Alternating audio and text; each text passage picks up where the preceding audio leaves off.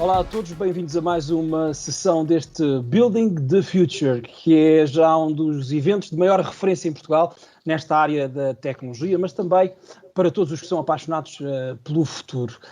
O tema desta agradável conversa que vão assistir a seguir está inserido dentro de um bloco do Building the Future, que se chama Building the Vision, ou seja, construir esta visão de futuro.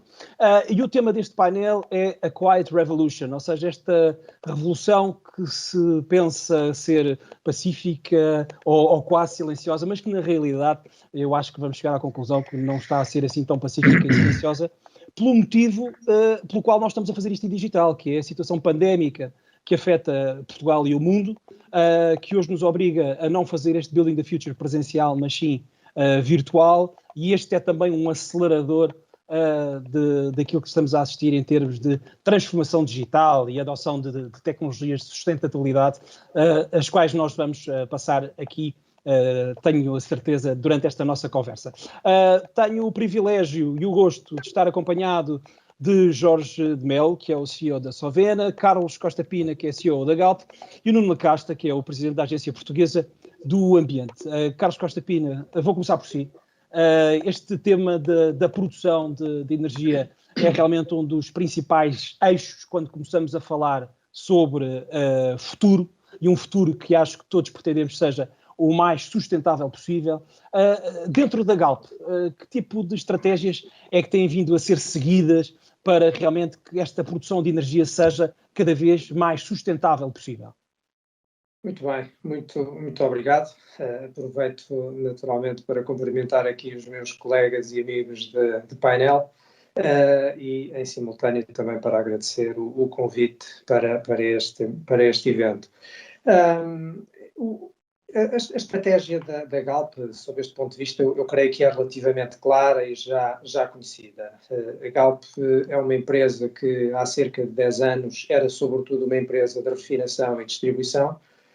Enunciou há 15 anos atrás, sensivelmente, um objetivo de se transformar numa empresa de upstream. Isto é uma empresa, sobretudo, focada na atividade de exploração e produção de petróleo, uma vez que o seu setor é de petróleo e gás, maioritariamente, atualmente.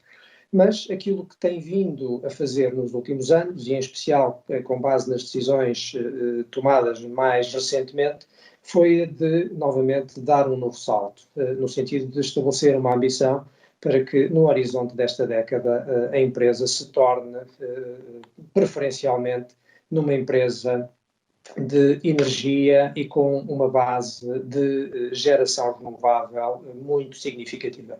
Então significa que, do ponto de vista da estratégia da empresa, há um primeiro pilar que é a renovação do seu portfólio de negócios, onde as energias renováveis ganham uma preponderância muito importante e que é visível designadamente com a decisão tomada recentemente da aquisição de um conjunto de ativos solares em Espanha e que fazem da Galp, digamos, o player principal de geração solar da Península Ibérica, e este é apenas um ponto de partida. Nós queremos multiplicar por 10 ou 11 vezes, de acordo com aquilo que está definido internamente, a nossa capacidade solar instalada até ao final desta década. Portanto, o que significa que, partindo da Ibéria, o negócio das renováveis é um negócio que será objeto de internacionalização também. Para além disso, um segundo aspecto, que é a reinvenção do negócio da refinação. A refinação do futuro não vai ser apenas e só uma refinação de combustíveis de base fóssil, terá que lidar com o tema do hidrogênio, terá que lidar com o tema das baterias para sustentar a mobilidade elétrica, terá que reforçar a sua componente de produção de biocombustíveis e também a componente de combustíveis sintéticos. Isto integrado num objetivo central da Galp, que é também o de redução de emissões. Nós enunciámos já o objetivo e assumimos-lo perante o mercado de redução da nossa intensidade carbónica até 2030 e explicitámos também aquilo que é a nossa ambição de neutralidade carbónica para 2050, em linha com os compromissos da União Europeia e também nacionais. Em paralelo, e com isto termino, a relação com os clientes e a oferta integrada de energia aos clientes também de base renovável, quer com a geração descentralizada, quer com a mobilidade elétrica, e a disponibilidade de eletricidade verde para quem quiser dispor de eletricidade 100% verde. Portanto, esta é um pouco, de uma forma muito sintética, a forma como estamos a olhar para este tema de transformação e de transição energética. Carlos, mas diga-nos uma coisa, este desafio desta transformação que a Galp está a fazer é também um desafio de transformação das mentalidades, não é? Ou seja, mesmo dentro da própria empresa, isso foi um desafio, conseguir colocar este eixo das renováveis para uma empresa que vem, e o seu histórico é de lidar com outro tipo de energia, que era a energia que era produzida e utilizada de forma maioritária no século anterior e nos outros. Como é que foi mudar as mentalidades dentro da Galp? As transformações mais difíceis de fazer sempre nas organizações são as transformações de base mais cultural, digamos assim. Isto é, quando falamos de cultura não estamos a falar da mudança de valores, não é isso, e os valores são intocáveis, mas do ponto de vista efetivamente das mentalidades, esse é um trabalho estrutural e de fundo. Eu recordo, por exemplo, que o tema ou a dimensão da sustentabilidade foi um tema que tem vindo a ganhar cada vez mais importância no âmbito da empresa, mas há 8, 10 anos atrás, as discussões sobre sustentabilidade, as discussões sobre as emissões de CO2, as discussões sobre tratamento e reutilização da água, por exemplo, eram discussões onde, digamos, a tecnoestrutura da empresa mais tradicional via como coisas um pouco...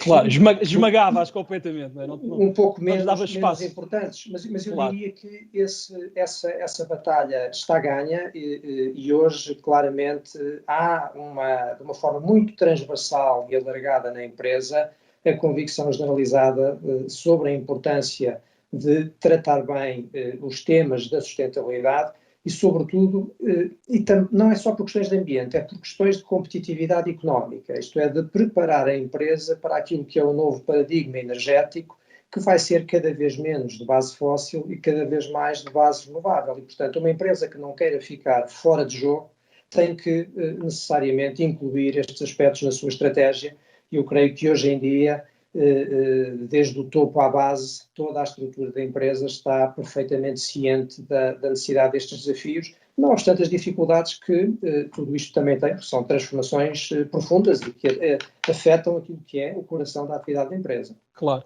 Jorge, pergunto-lhe então se este tema de mentalidade e este tema desta também pressão económica que deriva desta resposta da Galp, ou seja, como é que vocês na Sovena encararam este tema da sustentabilidade e provavelmente a mudança de muitas formas produtivas que estavam a seguir? Certo. Nós, olhando para o tema, se calhar em dois prismas, um mais industrial e um mais agrícola, nós na Sovena também cada vez mais temos tido estas preocupações da sustentabilidade nos vários prismas, quer não só social, ambiental, económico, e cada vez mais todo o tipo de empresas têm que olhar realmente para este tema, que é um tema de sobrevivência da própria sociedade e do planeta onde nós estamos. Em termos industriais, temos feito alguns progressos interessantes, não só a nível das embalagens. Nós temos, por exemplo, uma preocupação constante de redução do que é a gramagem das embalagens de PET, de plástico, no sentido de utilização de menos materiais e também de utilização de etiquetas mais ecológicas, onde deixamos, por exemplo, utilizar plástico nas nossas embalagens de vidro, os sleeves, mas também, mais recentemente e desde o ano passado, que utilizamos uma forte componente em alguns produtos de PET reciclado. E essa é uma tendência que se vê no setor, uma utilização cada vez mais do PET reciclado e de uma circularidade de toda a cadeia.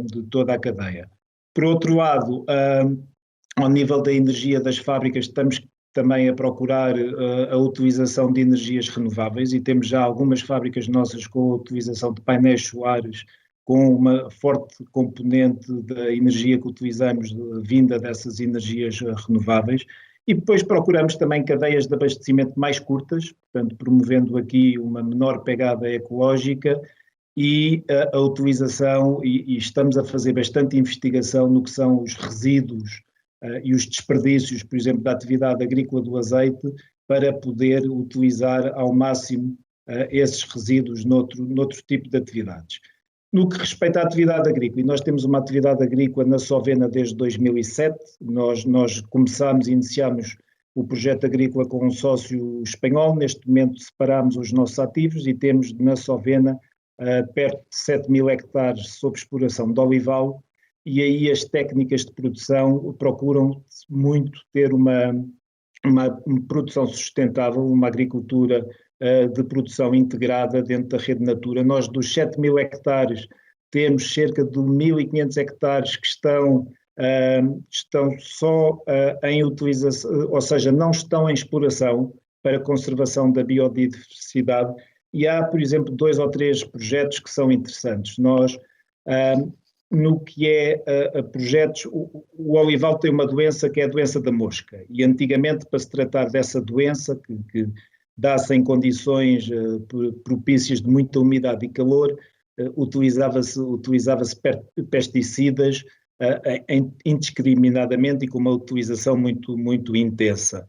Hoje em dia, através da utilização de drones, de estações meteorológicas, de utilização de Big Data, somos capazes de só tratar realmente aquelas zonas que estão em risco com uma utilização muito menor de pesticidas e, portanto, muito mais amigas do ambiente, com benefícios claros, não só para o meio ambiente, mas depois também para toda a nossa atividade. A rega obedece também ao mesmo conceito, ou seja, o olival moderno é um olival que utiliza muito pouca água quando comparado com outras culturas. Porquê? Porque utilizamos uma rega gota a gota, também muito baseada em tecnologia, no digital, em que só vai regar realmente aquela zona ou aquelas árvores que estão a carecer de água, e portanto há aqui uma poupança de recursos muito, muito importante. Jorge, muito obrigado. Nuno Lacasta, isto são só boas notícias para quem dirige a Agência Portuguesa do Ambiente, quer dizer, estas práticas que estão a ser colocadas no terreno, tanto pela Sovena como pela Galp, no fundo devem aqui responder muito a desejos que teria, digo eu, não sei. Não, sem dúvida. Nós, se olharmos para o trajeto de Portugal em matéria de ambiente e de sustentabilidade, nós há 20, 25 anos éramos um país de terceiro mundo e hoje somos um país de primeiro mundo. Nós conseguimos, numa geração, ter água de qualidade em todas as nossas casas, temos praias, são as melhores do mundo, conseguimos ter, ao nível da produção de energia, somos um dos principais países do mundo em termos de tamanho de escala, com energias renováveis. Isso quer dizer, o setor industrial veio sofrendo várias transformações, foram aqui já relatadas, mas não são de cosmética, são coisas que estão a acontecer no terreno. Porquê? Porque, desde logo, permitem, num caso, o exemplo da Galp é condição sine qua non de sobrevivência do setor, nomeadamente da refinação, num contexto onde se espera, face à sua localização, que a procura tenderá a diminuir e, portanto, tem que diversificar. E está a trabalhar nesse sentido. No caso da Sovena, quer manter uma base industrial, tem, obviamente, uma base de produção, de transformação, e tem que fazê-lo também com uma lógica de custos que seja compatível com o cenário atual e já agora com as preferências também dos clientes. E, portanto, nesse aspecto, somos um país de primeiro mundo. Aquilo que muitas vezes nos falta é um tema de escala ou de financiamento. Os empresários e os representantes das empresas que aqui estão sabem bem o que estou a falar. Isto é, nós não temos tido, nas últimas quase 2 décadas, mas certamente na última década, a capacidade de financiamento que se calhar outras geografias têm, mas mesmo assim, nos últimos anos, também não é bem assim. Porquê? Porque se é certo que as empresas estão endividadas, por outro lado, o custo do dinheiro hoje, comparado com aquilo que era há 10 anos atrás, é muito diferente. E, portanto, temos uma situação muito interessante. Não, deixe-me só interrompê-lo com uma provocação, mas isso é uma crítica ao Estado. O Estado devia apoiar mais as organizações que querem acelerar de forma mais rápida esta transformação, ou seja, a adoção de técnicas e de tecnologias que são mais amigas do ambiente? Não só devia, como está a fazê-lo. Se nós repararmos nos últimos quadros comunitários de apoio, que perpassam toda a economia, e já nem falo deste quadro que está pela frente, bem como os fundos de recuperação e resiliência, o enviesamento, no bom sentido, para a sustentabilidade tem sido marca d'água nos 2 últimos quadros, pelo menos, quer ao nível nacional, quer ao nível regional. Não há uma empresa em Portugal, sobretudo empresas exportadoras, empresas transformadoras. Não há uma empresa em Portugal que não tenha beneficiado de financiamento público, em maior ou menor escala, em termos de sustentabilidade. Não o fizemos, ninguém o fez neste país, só por imposição da União Europeia ou por qualquer outra razão que não fosse o nosso interesse. E aquilo que eu gostava de dizer é que, desse ponto de vista, Portugal até está mais bem preparado do que muitos outros países nesta trajetória da descarbonização em particular. Falei há pouco das energias renováveis, mas aquilo que o Carlos Costa Pina estava a referir na Galp, mas também vemos isso no setor cimenteiro, na pasta de papel, enfim, naquilo que são grandes indústrias no país, mas as médias indústrias estão a passar pelo mesmo, estão todas já hoje num processo de transformação tecnológica e de processos industriais, obviamente no seu interesse, porque sabem que, se assim não for, perdem cota de mercado ou podem mesmo desaparecer. E, portanto, o interesse da transformação de processos industriais para serem menos poluentes e, sobretudo, menos intensos em carbono é absolutamente central para a sobrevivência das indústrias atualmente. O que nós vemos por isso é que as indústrias estão ou a criar capacidade própria de produção de energia, o exemplo da Solvena, dito há pouco, certamente estará a preparar se não tiver já parques solares, ou parcerias, quem sabe com a Galp ou com outros players, no sentido de poderem ter produção própria. No que diz respeito à produção de energia, vamos chamar-lhe centralizada, players como a Galp, mas não só, estão a entrar no mercado de forma muito... Carlos, eu não sabia que vocês estão preparados para ser o primeiro player na Península Ibérica. Isto é absolutamente decisivo do ponto de vista estratégico, se pensarmos um pouco, para este perfil. Já éramos um player importante no âmbito da distribuição de hidrocarbonetos na Península Ibérica, mas isso é de facto game changer, ou pode ser. E, portanto, o país tem que apoiar isto. Deixa-me lançar aqui uma provocação então ao Carlos Costa Pina, que é primeira Península Ibérica e depois o mundo, é isso? É esse o objetivo?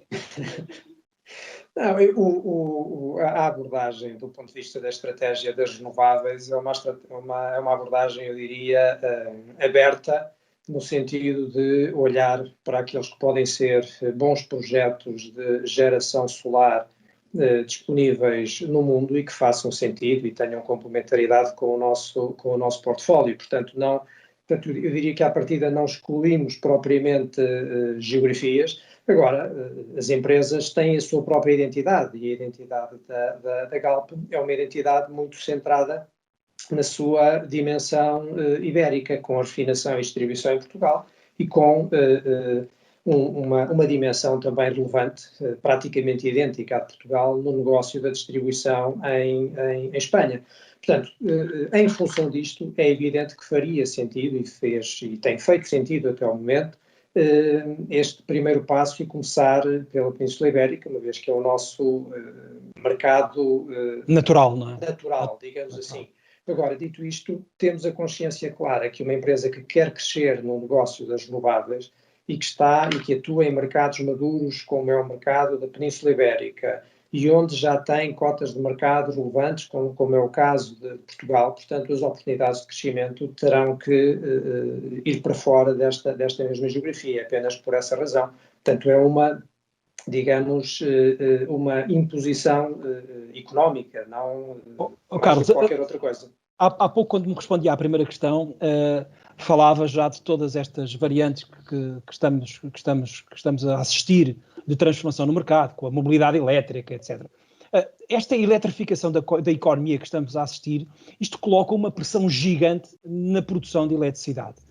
De que forma é que acha que vai ser possível nós conseguirmos, nós como sociedade, como humanidade, como planeta, se quiser, nós conseguirmos responder a esta pressão gigantesca de ter tudo a funcionar em modo elétrico, com cidades inteligentes, com sistemas de cloud que consomem energia, seja para armazenarem as coisas, seja para os próprios sítios estarem refrigerados, não é?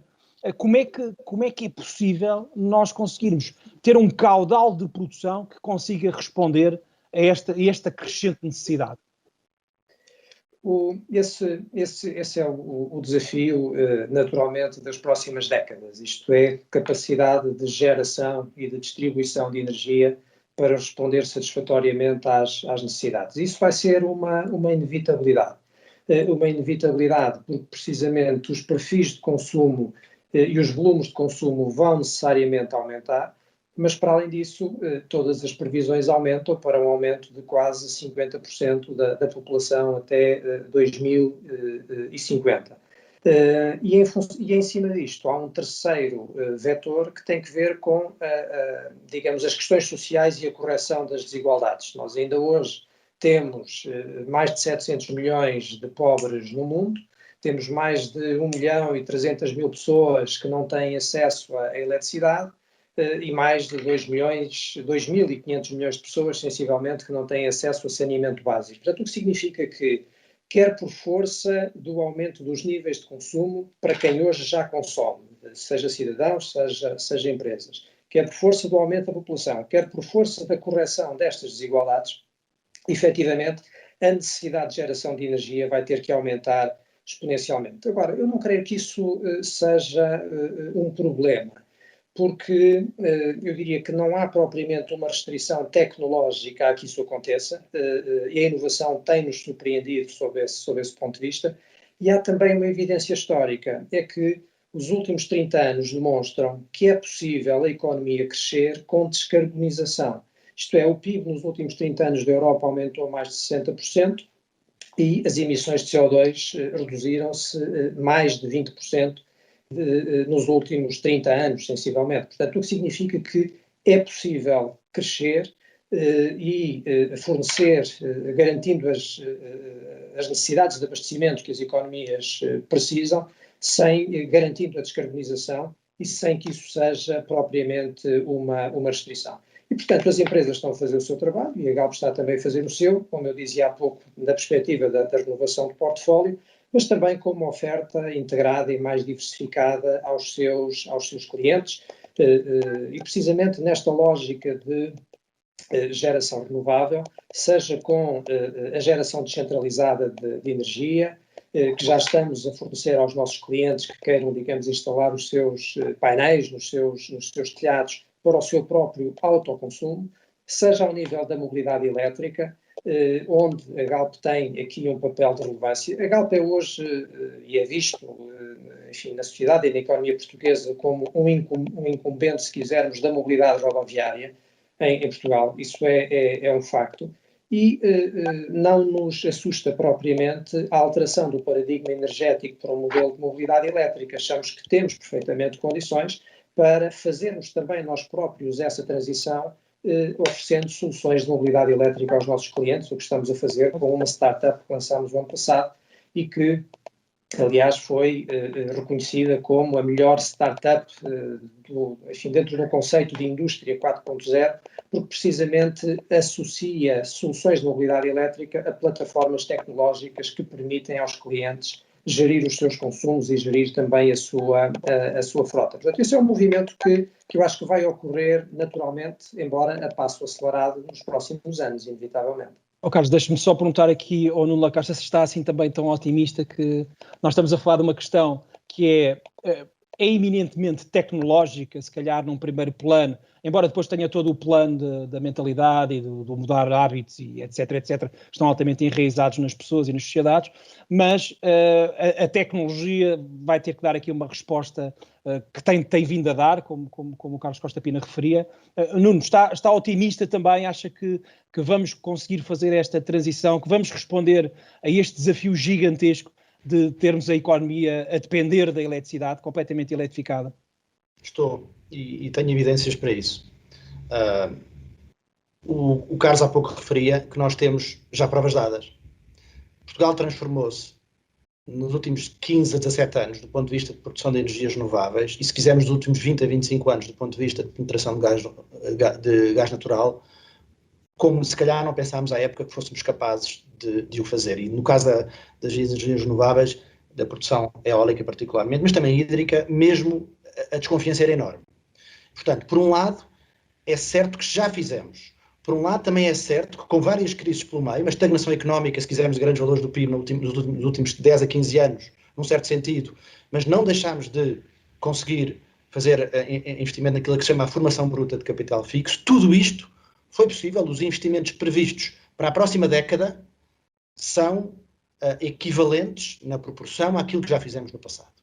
Isto não quer dizer que não haja desafios. É óbvio que sim, desde logo, porque não há descarbonização sem eletrificação massiva, no fundo é o conteúdo da sua pergunta, mas com a capacidade de produção renovável que já temos, com aquela que já está prevista e já está em implementação. Lembro, por exemplo, o leilão de capacidade solar, que foi o mais competitivo do mundo, com preços mais atraentes e, portanto, é óbvio, e está-se a ver uma transformação do ponto de vista até de identificação de espaços para parques solares, como nunca vimos, ainda hoje com a tecnologia madura. Portanto, claramente estou muito otimista. Não quer dizer que não tenhamos que nos organizar. Do ponto de vista, por exemplo, da regulação das autorizações e licenciamento, temos um enorme trabalho pela frente, e nem escondo, tenho dito em vários eventos, que do ponto de vista de capacidades das administrações, precisamos de mais capacidades. Mas sabe qual é a boa notícia nesse sentido também? É que o que estamos a verificar é que ao nível do governo, ao nível dos players económicos, todos estão a dizer robusteça o Estado. Se calhar o Covid vai nos dar lições como não tínhamos no passado, porque sem um Estado preparado, estas coisas são difíceis, muito mais difíceis de acontecer. E finalmente, ao nível do financiamento. Também tenho dito que aí é onde nós, por ironia, temos desafios maiores. Porque o financiamento destas matérias de sustentabilidade, que estou absolutamente certo vai explodir, mas ainda assim não estamos lá hoje. Isto é, o setor financeiro, e se quiser o setor também académico, formação de gestão e tudo mais, ainda são parte do problema e têm que passar a ser parte da solução. Isto é, temos que treinar estas pessoas a financiar sustentabilidade. Já existe umas guidelines da Comissão Europeia sobre esta matéria, mas o setor bancário só há 1 ano e meio é que começou a olhar para isto, como deve ser. E aí sim o desafio é grande. Deixe-me só terminar com este valor. Aquilo que ficou identificado num exercício de planeamento sem precedentes que o país fez, que é o roteiro de neutralidade carbónica, no fundo antes deste plano de recuperação e resiliência, era o único plano que o país tinha, transversal, integrado, para pensar a economia do país nas próximas décadas. Tínhamos identificado um valor na casa dos 2 mil milhões de euros por ano, que correspondia ao valor adicional para atingirmos este objetivo de neutralidade carbónica. Só os apoios comunitários que já estão em cima da mesa neste momento cobrem esse montante. E nunca escondemos que 2 mil milhões por ano de custo incremental adicional, evidentemente, tinha que ser alavancado com o setor privado. Portanto, mesmo com as dificuldades de financiamento do setor privado, eu diria que é quase garantido que o desafio da descarbonização está assumido pela sociedade. Se calhar temos que fazer mais em termos da população em geral, é verdade, mas pelos setores económicos está assumido como o principal desafio de desenvolvimento económico na próxima década. Jorge de Melo, este desafio do carbono zero, se lhe posso chamar assim, é algo que também perseguem na Sovena? Ou seja, nós para além de já termos uma atividade e fruto da nossa atividade agrícola de ter uma incidência forte de sequestro de CO2, não é? Os 7 mil hectares plantados de olival têm realmente um impacto forte no que é o sequestro de CO2, mas nós temos a noção que nos temos que preparar para o futuro e, portanto, nós aqui há 1 ano repensámos um bocadinho o que era a nossa visão, o que era a nossa imagem, a nossa missão. Estava muito centrada no que era o azeite, a produção do azeite em si. Fizemos uma reflexão interna dos acionistas, os consumidores, os clientes, os nossos parceiros e pessoas, e concluímos que tinha chegado uma altura de nos ajustarmos um pouco, ajustar a esta nova realidade, e queríamos dar um passo adiante. E um passo adiante é sermos uma referência geral na indústria alimentar, que não se esgota no azeite, que não se esgota no óleo, mas estar atentos ao que é a evolução da alimentação, e esta evolução da alimentação tem a ver com áreas que temos vindo aqui a falar, não só mais saúde, mais conveniência, prazer, mas ciência também e sustentabilidade. Somos uma população que está cada vez a crescer mais. O painel, os meus colegas de painel são também muito otimistas, como eu, que vamos conseguir responder a este incremento da população mundial, mas para isso temos que estar preparados e temos que o fazer. E, portanto, nós, enquanto empresa, também estamos preparados para o tema da sustentabilidade. O resultado disso foi a criação aqui dentro da Sovena de uma área específica de New Ventures, inovação e de sustentabilidade, e o objetivo é esse mesmo, é trabalharmos a sustentabilidade de uma forma muito mais no nosso dia-a-dia, não só ter, como tínhamos anteriormente, um relatório de sustentabilidade que enumerava aquilo que eram as nossas ações relativamente a isto, mas sermos proativos e procurar também ter metas muito ambiciosas, medi-las, comunicá-las e no curto, médio prazo podermos dizer que somos realmente uma empresa que tem um impacto zero na sociedade. Jorge de Melo, e como é que veem a alimentação do futuro? E até a entrada, nós temos visto e temos assistido, e bem, em minha opinião, da entrada de muitas startups, de muitos empreendedores nas mais diversas áreas, seja da energia, seja também na área alimentar. Como é que vê estas empresas jovens que vêm com outro tipo de cabeça, entre aspas, que conseguem produzir de repente alimentos altamente inovadores, que têm o tema da sustentabilidade como primeiro paradigma? Como é que vê esta mudança? Acho importantíssimo, vejo com bastante esperança, vejo com bastante otimismo estas novas empresas, estas novas ideias. Nós, com esta área de negócios que eu referi aqui, queremos associar-nos um bocadinho a esse movimento, queremos fazer, eu acho que isto tem que ser trabalhado, não pode ser estanque, ou seja, nós in-house desenvolvermos novos produtos que saiam fora do nosso core business é muito difícil e por isso temos que nos associar a universidades, a institutos. Nós temos uma parceria, por exemplo, muito forte com o IBET, o Instituto de Biotecnologia Experimental, que para além de uma ação muito importante na parte farmacêutica, ficou agora mais conhecido pela associação que teve e o trabalho que teve na vacina da Moderna contra o Covid, mas tem também uma parte de investigação muito importante no que é a área alimentar, e aí surgem também muitas destas novas ideias e destas novas empresas. Mas acho que é fundamental dinamizar este tipo de conceitos por aquilo que eu estava a referir, ou seja, o sermos cada vez mais, termos uma procura alimentar cada vez maior por proteínas, por exemplo. Existem exemplos de empresas hoje em dia que trabalham proteínas animais que já não são animais com base em biotecnologia, como a Impossible Foods, a Beyond Meat. A Beyond Meat hoje em dia é uma empresa que tem uma valorização, uma capitalização bolsista de 8,5 bilhões de dólares, o que é inimaginável. Incrível. É incrível.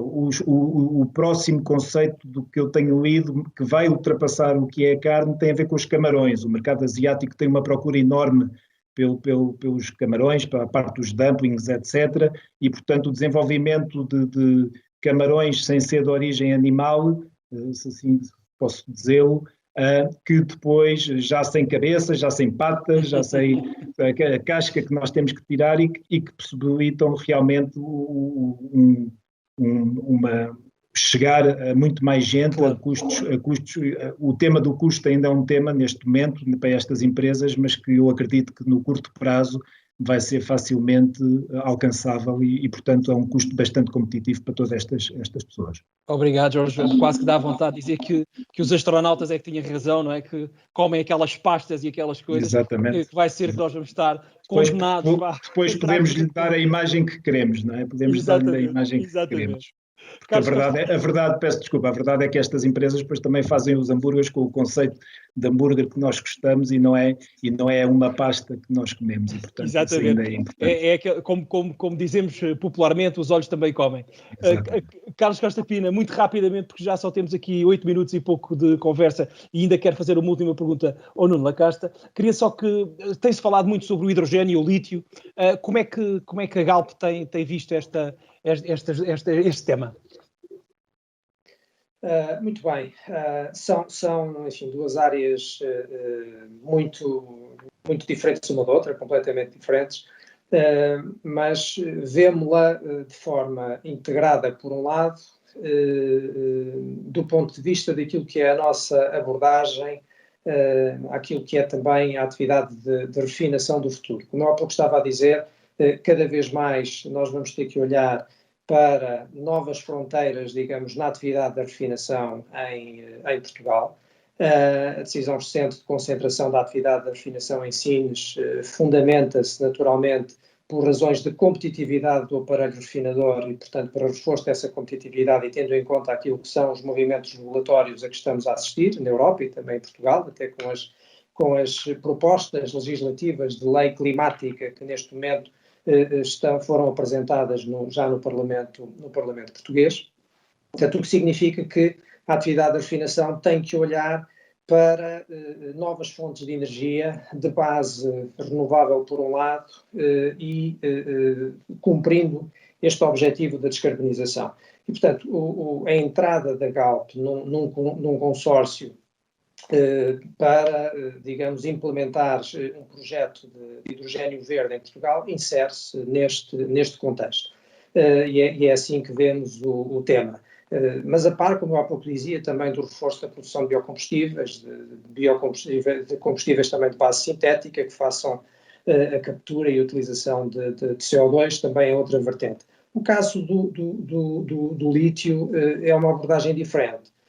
Nós, nesta matéria, a decisão que tomámos foi a de, naturalmente, analisar o tema para verificar da existência de condições para uma entrada na empresa daquilo que nós chamamos a cadeia de valor das baterias, que tem uma componente, naturalmente, de mineração, tem uma componente de refinação também e tem uma componente também ligada depois ao próprio fabrico e comercialização das próprias baterias. Portanto, é um assunto que está em análise, não há propriamente uma decisão tomada sobre isso.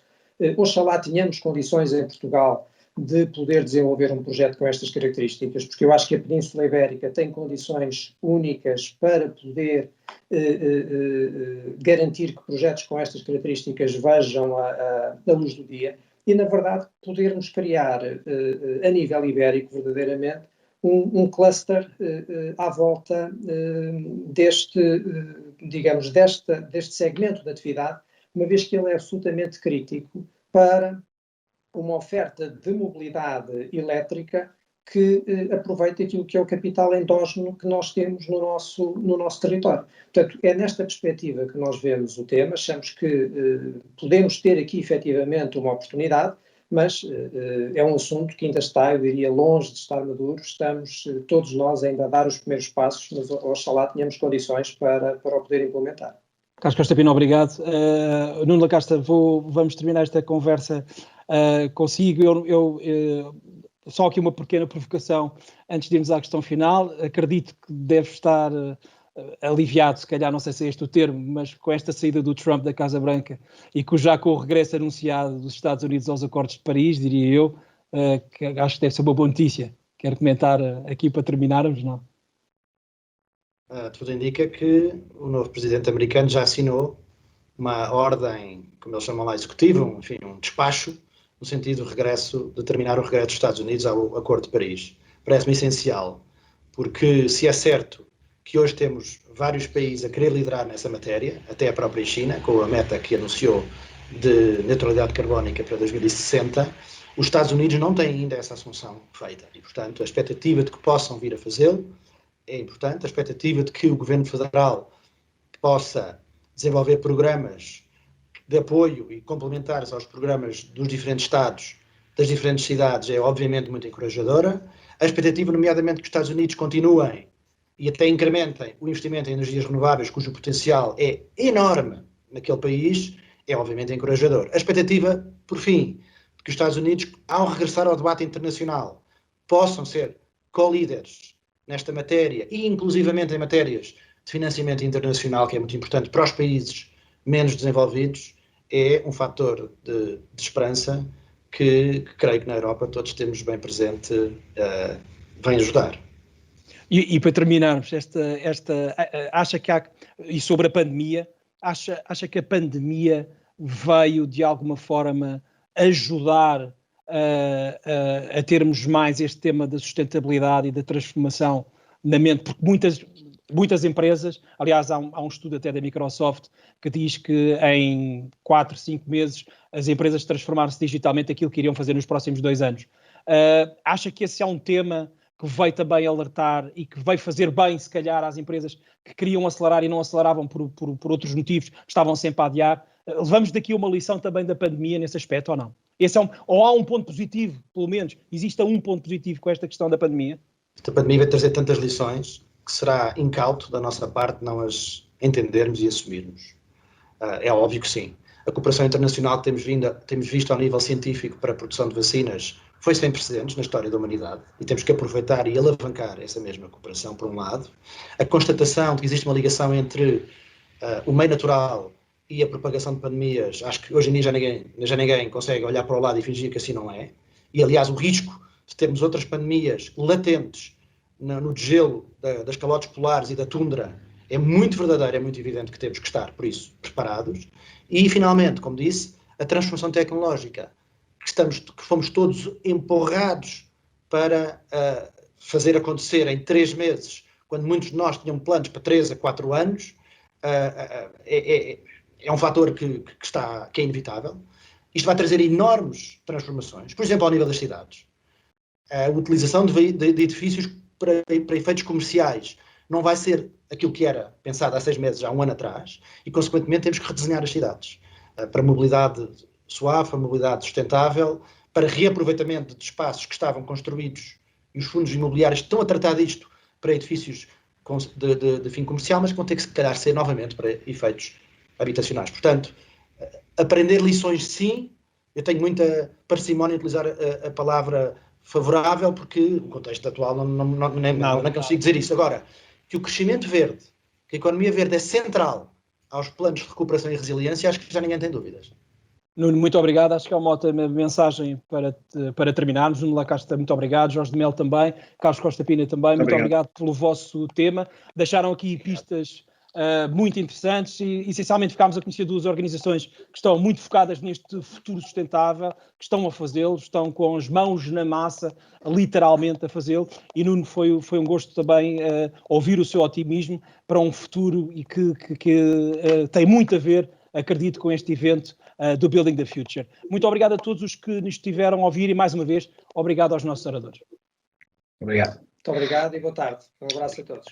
Boa tarde.